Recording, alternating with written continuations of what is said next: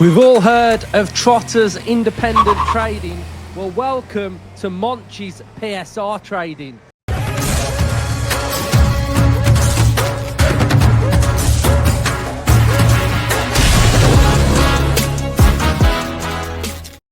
Hello and welcome back to Up the Villa. Welcome to Transfer Hub, your home of Aston Villa's transfer news, links, rumours, noise, murmurings, incomings, outgoings, Monchi's PSR trading. We are here for everything to do with Villa's transfers this summer. So if you are new to the channel, make sure you are subscribing, get on the journey with us. We are growing rapidly, which is brilliant, and it's all down to you. Hit that like button for intros alone and comment your thoughts on everything that we discuss on this episode. So we have got news. We've got news on Digne. We've got news on Martinez. We've got news on Gabriel Sara. We've got Dendoncker talk. We've got Kesler Hayden and Louis Barry. So those are the things that we are going to be talking about. And I kind of feel like Monchi PSR trading, it suits him. It's what he does well.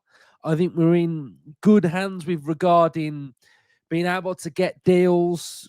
You know, he's a good operator, Monchi, and I think he thrives in these situations. So where shall we start? Let's start with the trading part. This is coming from Pete O'Rourke. Aston Villa are prepared to sell Leander Dendoncker, no shit Sherlock, Louis Barry, and Kane Kesler Hayden before the end of the month to help ease any potential PSR concerns. 2 out of those 3, I imagine, will be pretty easy to sell. 1 will be very, very difficult. And it's one of those transfers where I would imagine Dendoncker's got suitors. I would imagine he's got a lot of clubs around Europe that are looking at him and would sign him. But the problem with this is, who's signing him before June 31st? Let's be realistic. Who's going out their way and going, Villa, what do you value Dendoncker at? And we'll go, maybe 9 million euros, which would be around, 5, 6, 7 million? Yeah. We'll have him right away. We'll have him right now. I can't ever imagine that conversation ever happens. The conversation I imagine happens is, how much do you want for Dendoncker? Yeah, about 9 million euros. Okay, then we'll leave it. And then what happens towards the end of August? Have you still got Dendoncker? Yeah, we've still got him. Okay, you wanted 9. Would you take 6? Yeah, it's late on in the window. Yeah, we'll take it. See ya. That is exactly what is surely going to happen here with Dendoncker. Surely. That is exactly what is going to happen. The other 2 are young, who have progressed through English football. We've got Louis Barry in League 2, League 1, conquered both. Next step for Louis Barry, can he score goals in the Championship? That is the question. But the one reservation that I've always maintained with Louis Barry is that we're still a little bit behind where Cameron Archer was. You know, Cameron Archer was bagging goals in the Championship, moving into the Premier League then with, was it Sheffield United? So we were in that sort of mind. You know, Louis Barry's 22 now. How old's Cameron Archer? So Louis Barry's 22. Cameron Archer is 23. So we can see both players here. One has scored goals in League 2 and League 1. The other has scored decent amounts of goals in the Championship, being in the Premier League. So there is a severe difference between the caliber of those 2 players, in my opinion. Louis Barry's yet to score a Championship goal. So that's where we are with him. So I imagine there are championship clubs that would like to sign Louis Barry. That's probably an easier deal to do. Kane Hayden has had good loan spells at.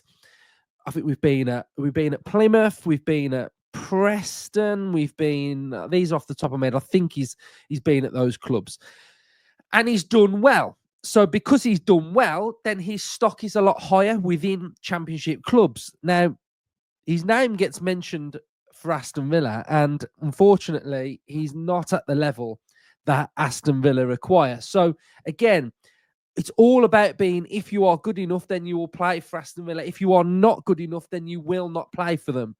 So that's where I'm basically at with both of those two players. I imagine they're going to get loan signing deals where they'll move for a fee, and I'll wish them all the best. But they're not going to play for Villa.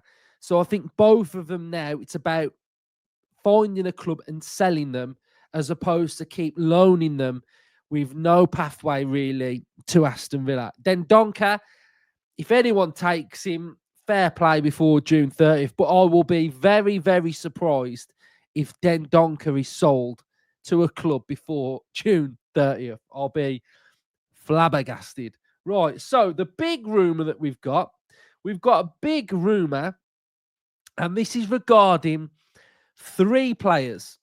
So it is regarding Luca Digne, Emi Martinez, and Sara from.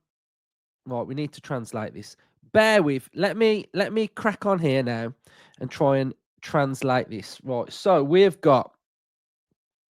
It's coming from Santi Aruna, and this is the article that we've got right here. Let me see if I can translate. Right, we're having translation problems, so I am going to not translate it. I am going to basically tell you what it says in this article. It basically says the following. Galatasaray and Aston Villa had initial talks about potential separate deals for Luca Digne, Emi Martinez, and Gabriel Sara. The fees for the Villa players are very, very low. So Galatasaray have exchanged information with Aston Villa regarding Martinez, Luca Digne. The idea is to offer between 26 to 27 million euros for the duo, which is ridiculously low. It's low. I mean, in my head, personally, I've got Martinez at 30 to 35, Digne at 10. So we are looking at 45 to 40 million. That would be how I would value both of those players. But where I actually feel like this deal is very interesting, and I spoke about this yesterday, and some of you will remember that I spoke about how a deal and a bid for a player can look depending on where they're going. The actual deal of this actually kind of makes sense for PSR. Forget the fee, forget how low it is. But when we're actually thinking about the actual landscape of this deal, when we're talking PSR, we're talking Monchi, PSR trading. It's very similar to the Dougie Luiz one right here that's in front of us. We've got a player in Douglas Luiz who we sold for 50. We then bought Baron Che and Ealing Jr. Now, what they're worth was probably significantly higher than what we paid. Add all of that together for PSR, that deal probably has a value of around 70 to 80 million. Again, we're amortizing the 2 players over the length of the contract. Now, if we're looking at the landscape of this deal, right? So 2 Villa players going, he's saying around 27 million. So we could round it to 30. So we got 30. And they're saying that we want Gabriel Sara, who is technically valued at 20. Reports are sort of saying that he's worth a lot more than that. So say if he's worth 40. The landscape of that whole deal then, the 30 and the 30 and the 30 or the 30 and the 40 makes that deal look a lot bigger for PSR. So when we're looking at this deal and they're saying that it's not the same, they're separate transactions, I actually feel like there's possibly a deal out there that looks very similar to this for Martinez or Digne or the two together. We don't know. But I actually feel like when we're looking at PSR, we've seen it firsthand how we can sell a player but sign players, then the overall deal is worth X amount of money. And on the spreadsheet of PSR, it looks substantially more than the actual just one or two transactions. So I think they are miles off with their price. I think, like I say, they're saying 26, 27 for both. I think that's, if it was going to go up, it needs to go up more. And then the selling the Digne situation, he's into his last year of his contract. He either has to go this window for a small fee or he signs a new deal on reduced terms. I could see both. I could see a new deal or I could see him leave him. Then that would mean we'd have to go in the market and get a left back. So we're having to do more work in this window as opposed to addressing just the areas that we really want to address. And then we're talking about Sara as a player here. Again, I like him. I thought he was very good at Norwich. He's been playing well for Galatasaray. He's 25 years of age. He's Brazilian, left-footed, central midfielder, playmaker. He's had a really good season of 7.21. What type of a player is he? Maybe in between a McGinn and a Douglas Luiz. A little bit more flair, a little bit more. Got a bit of McGinn about him. Low centre of gravity, stocky. Can pass, can play, get those assists going. Got quick feet, got that flair, got that bit of Brazilian samba about him.